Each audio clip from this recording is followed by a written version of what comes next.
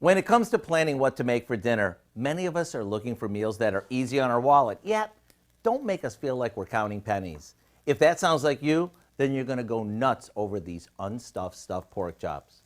To get going, we prepare a box of shortcut stuffing mix according to the package directions, except we add in some sliced fresh mushrooms. Now while that sits, we saute our thick cut boneless pork chops that we seasoned in a bit of oil. Once they're browned, we top each with a scoop of our stuffing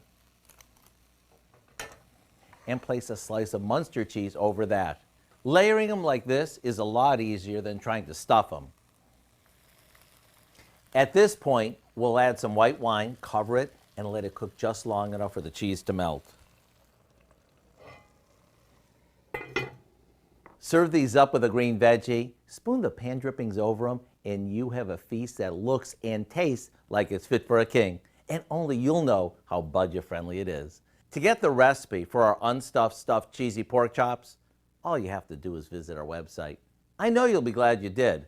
I'm Howard in the Mr. Food Test Kitchen, where today we found an unstuffed way for you to say, ooh, it's so good.